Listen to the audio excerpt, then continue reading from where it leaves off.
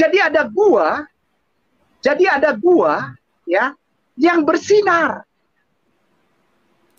Ya, oleh sebab itu dalam bahasa Arab disebutkan sebagai Jabal Nur Gua Hiro.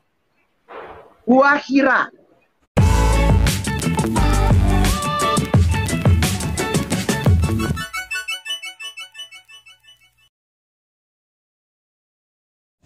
Shalom saudaraku, salam sejahtera di dalam kasih Kristus. Berjumpa lagi dengan saya, Didi Juli. Kita akan belajar berapologetika bersama-sama di channel ini. Para polemikus muslim, khususnya para mualaf, sekarang mempunyai cabang ilmu baru, yaitu maksamologi, ngawurologi, cocokmologi, dan comotologi. Jadi cabang ilmu inilah yang sekarang dipakai untuk mengais-ngais kebenaran di dalam Alkitab. Di satu sisi, mereka menjelek-jelekkan Alkitab, bahwa Alkitab ini palsu, diubah-ubah. Di sisi lain, mereka mencari-cari nubuatan tentang agama dan nabinya di dalam Alkitab. Sungguh-sungguh terlalu. Nah, kali ini kita akan membahas mengenai Ustadz Ahmad Kainama dan Ustadz Aristo, di mana mereka menemukan bahwa di dalam Alkitab tercatat ada Gua Hira di mana Muhammad menerima wahyu. Benarkah demikian? Di dalam Alkitab mencatat tentang Gua Hira, dan ini adalah penemuan terbaru yang spektakuler sepanjang sejarah. Mari kita melihat video berikut ini. 02 Nahar, artinya itu satu lubang di gunung batu atau gua di gunung batu yang to shine, bim, atau bersinar. Jadi ada gua ya yang bersinar. Ya, oleh sebab itu dalam bahasa Arab disebutkan sebagai Jabal Nur Gua Hiro. Gua Hira. Ya. Jadi kita bisa dapat ini. Kenapa ada hubungan? Dan ini Kainama tidak paksa-paksakan, dia tidak asumsi liar, tidak tafsir, tidak. Karena keterangan ini dapat dari kitab Hakim-Hakim pasal 6 ayat 2. Ketika ada kontak antara Israel dengan orang Arab, maka orang-orang itu berlindung, masuk mencari perlindungan di gua-gua. Di gua yang mana? Tidak sembarang gua. Gua yang Nahar, gua di mana ada perlindungan Allah di situ dengan sinarnya, to shine, bim, bim itu seperti cahaya, bim, to shine.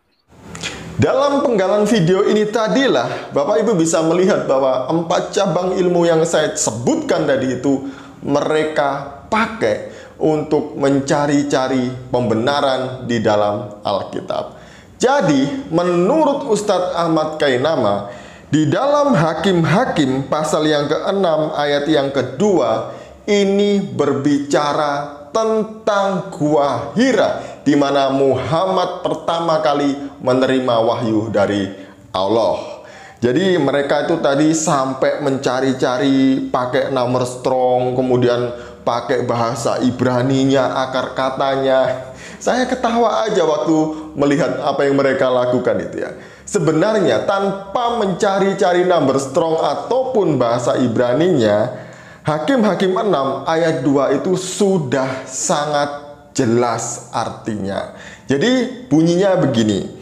Dan selama itu orang Median berkuasa atas orang Israel. Karena takutnya kepada orang Median itu, maka orang Israel membuat tempat-tempat perlindungan di pegunungan, yakni gua-gua dan kubu-kubu. Jadi di sini itu konteksnya orang Israel itu berbuat jahat di mata Tuhan. Jadi Tuhan menyerahkan mereka ke orang-orang Median. Karena orang Midian ini sangat jahat, merampas semua ternak, hasil panen orang-orang Israel.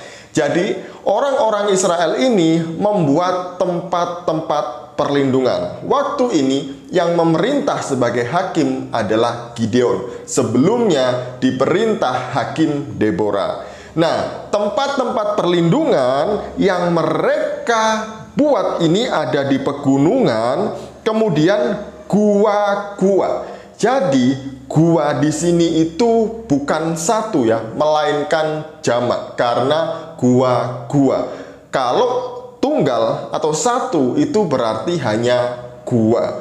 Kalau kita melihat di dalam bahasa aslinya juga sama. Di sini itu bentuknya adalah plural yang berarti tidak tunggal alias lebih dari satu.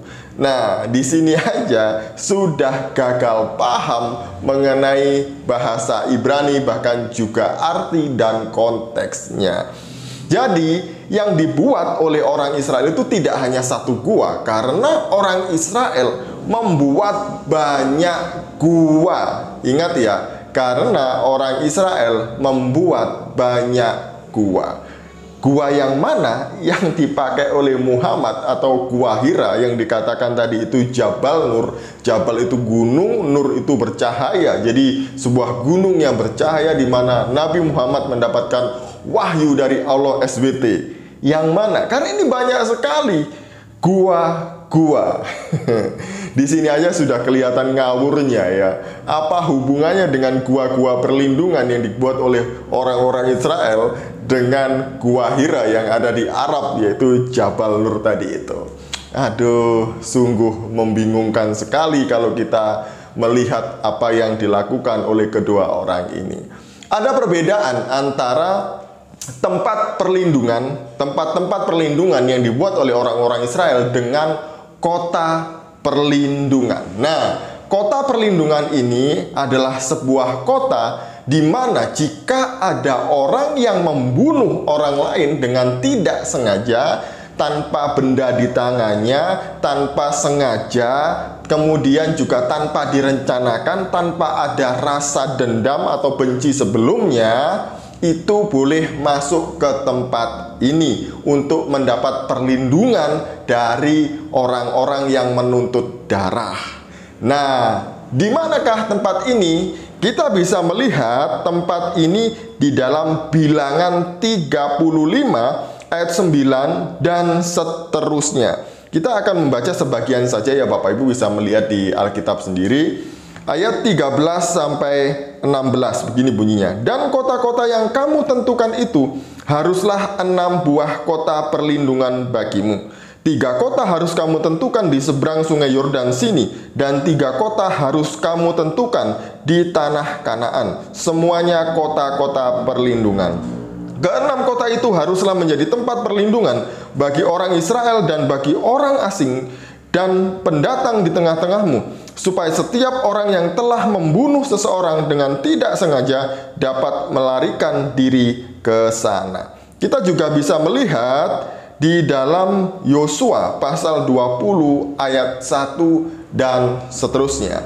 Di sana juga disebutkan mengenai tempat-tempat perlindungan. Jadi orang-orang yang membunuh dengan tidak sengaja, maksudnya ya mungkin mereka membela diri atau berbuat sesuatu, melemparkan benda atau apa tanpa sengaja mengenai orang dan orang itu mati, itu dianggap sebagai pembunuhan yang tidak sengaja. Jadi mereka boleh melarikan diri ke tempat atau kota perlindungan sehingga mereka dilindungi sampai mereka diadili, dan mereka harus menetap di sana sampai imam besar itu mati, baru mereka boleh pergi. Jadi itu bedanya tempat perlindungan dan kota perlindungan. Semoga ini memberkati kita dan mencerahkan kita. Shalom, salam waras, Tuhan Yesus memberkati.